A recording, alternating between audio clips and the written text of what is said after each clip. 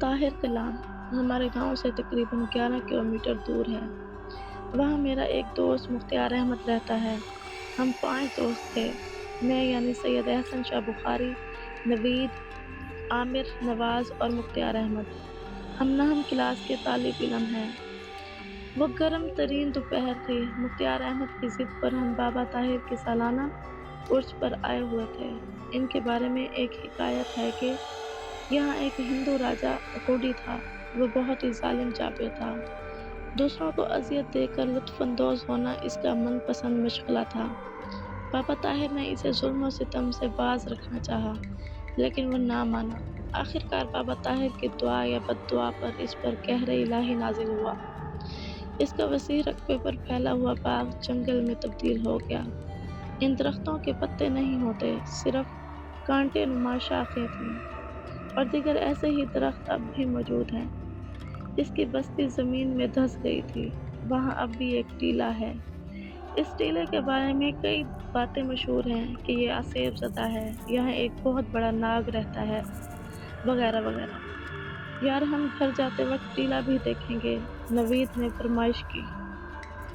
ہاں ٹھیک ہے، نواز فوراً متفق ہو گیا۔ چھوڑ یار، وہاں کیا رکھا ہے؟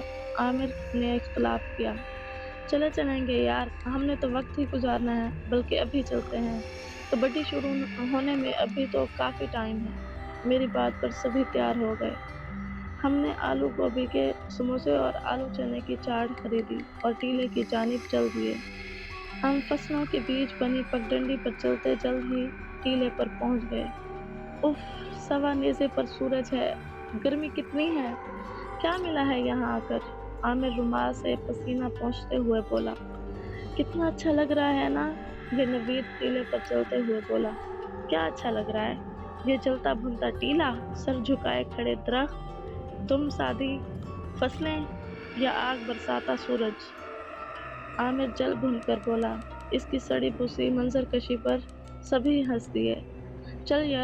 چل یار واپس چلتے ہیں۔ نواز اکتا سا گیا تھا۔ تھوڑی دیر رک جاتے ہیں، نوید شریر نظروں سے عامر کو دیکھتے ہوئے بولا۔ میں تو جا رہا ہوں، تم لوگ یہاں سڑتے رہو۔ حسب توقع وہ چڑ گیا۔ اکیلے نہ جانا ہمیں چھوڑ کر تم، نوید اپنی منحنی سی آواز میں گنگنایا۔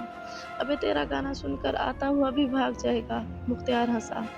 ہاں تم تو جیسے راحت فتح علی خان ہو نا، نوید جل کر بولا۔ نہیں، میری آواز تو علی ظفر کی طرح رسیلی ہے۔ اس نے کالر کھڑے کیے، اور شکل امانت چند جیسی۔ نوید بڑبڑایا۔ چلو یار واپس چلتے ہیں، میں نے کہا، اور ہم نیچے اترنے لگے۔ ارے یہ کیا ہے؟ نواز ٹھٹک کر رکا۔ کیا ہے؟ میں پلٹا۔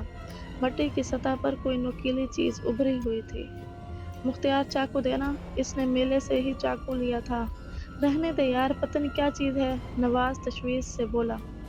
کچھ نہیں ہوتا، دیکھ لیتے ہیں۔ میں چاقو لے کر ارد گرد کی مٹی کھرچنے لگا۔ عامر بھی آ گیا تھا۔ وہ چاروں پرتجسس نگاہوں سے دیکھ رہے تھے۔ مٹی کافی سخت ہو چکی تھی، اس لیے مجھے قدرے دشواری کا سامنا تھا۔ کچھ دیر میں کامیاب ہو گیا اور ایک جھٹکے سے وہ چیز کھینچ نکالی۔ ہمیں لگنے والا حیرت کا جھٹکا بے ساختہ تھا۔ میں نے تیزی سے اسے پھینکا۔ ہم پھٹی پھٹی نظروں سے دیکھے جا رہے تھے۔ وہ ایک انسانی پنجہ تھا، انسانی پنجہ۔ اس سے عجیب سا خوف محسوس ہو رہا تھا۔ ہمارے دیکھتے ہی دیکھتے اس نے حرکت شروع کر دی۔ ہمارے حلق سے گھٹی گھٹی سی چیخیں نکل رہی تھیں۔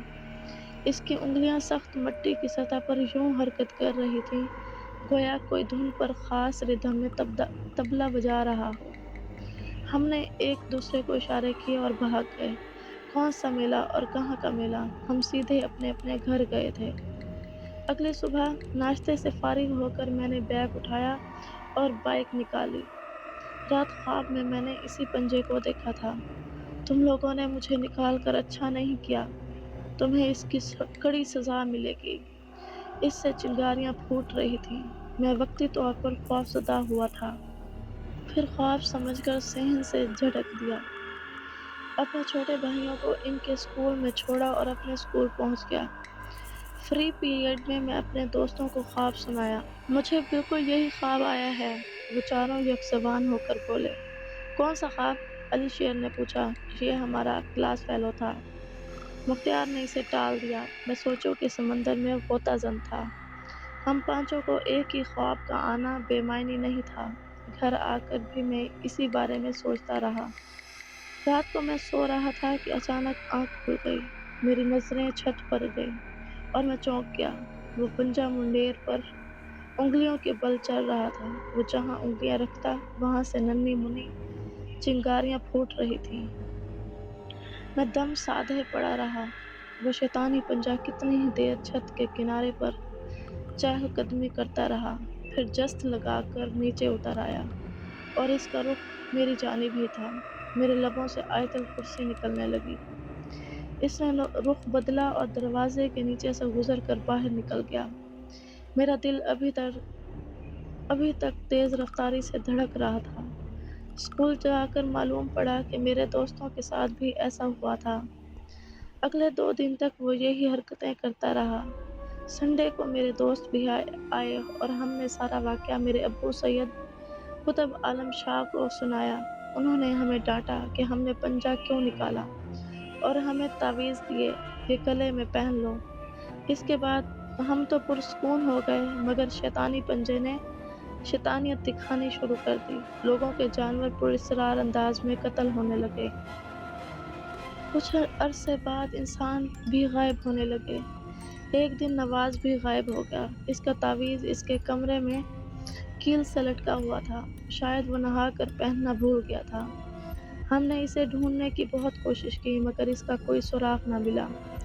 نواز کے بعد عامر اور نوید کی گمشدگی نے میرے قدموں تلے سے زمین کھینچ لی۔ میں نے ساری بات اپنے دادا سید اقبال حسین شاہ کو بتائی اور ان سے مدد کی درخواست کی۔ انہوں نے ایک عمل بتایا۔ عمل کرنا میرے لیے بہت مشکل کام تھا۔ ایسا کام میں نے پوری زندگی میں نہیں کیا تھا۔ میں سوچنے لگا کہ اگر مجھ سے یہ کام نہ ہو سکا تو پھر میرے ساتھ کیا ہوگا، وہ پنجہ میرا کیا حل کرے گا۔ لیکن پھر ہمت کی کہ جو کچھ ہوگا دیکھ لوں گا۔ مجھے لوگوں کو پنجے کے ہاتھوں مرنے سے بچانا ہے، اپنے دوستوں کو بچانا ہوگا۔ اگر میں نے یہ کام نہ کیا تو پھر نہ جانے کیا کچھ ہو جائے گا۔ میں یہ سوچتا رہا اور پھر عمل کرنے کا فیصلہ کر لیا۔ وہ ایک اماوس کی ایک سیاہ رات تھی۔ میں ہاتھ میں ٹارچ تھامے قبرستان کی جانب جا رہا تھا، اس شیطانی پنجے سے اپنے دوست چھڑانے، اور پنجے کو ختم کرنے کے لیے مجھے 11 دن کا چلہ کرنا تھا۔ قبرستان میں ہو کا عالم تھا۔ میں نے جگہ منتخب کی اور دائرہ کھینچ کر بیٹھ گیا۔ مجھے پڑھتے ہوئے ابھی تھوڑی ہی دیر گزری تھی کہ اچانک زلزلہ آنے لگا۔ لیکن عجیب بات یہ تھی کہ جہاں میں بیٹھا تھا وہ جگہ محفوظ تھی، لیکن قبریں یوں ہل رہی تھیں گویا زلزلہ آ رہا ہو۔ ہلتی ہوئی قبروں سے مجھے بے حد خوف آ رہا تھا۔ پھر کچھ دیر بعد سب ٹھیک ہو گیا، لیکن خوف میرے دل پر مسلط ہو چکا تھا۔ کچھ دیر بعد مجھے بکری کے بچے کی میں میں کی آواز سنائی دی۔ اچانک ایک شیر غرایا۔ میں حیران ہوا کہ شیر یہاں کہاں سے آ گیا۔ شیر نے بچے کی جانب جست لگائی۔ وہ منمناتا ہوا قبروں پر بھاگنے لگا۔ شیر بددستور اس کے پیچھے تھا۔ بالآخر شیر نے اسے پکڑ لیا۔ چند لمحوں میں ہی شیر اسے ہڑپ کر چکا تھا۔ پھر شیر قبرستان میں گھومنے لگا۔ وہ ایک ایک قبر کو سونگھتا جا رہا تھا۔ بالآخر وہاں ایک تقریباً نئی قبر کے پاس رک گیا۔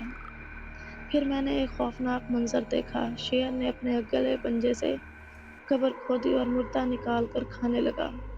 اس کام سے فارغ ہونے کے بعد وہ ادھر ادھر منہ کر کے سونگھنے لگا، گویا اسے مزید شکار کی تلاش ہے۔ پھر اس کی قاتل نگاہیں مجھ پر مرکوز ہو گئیں۔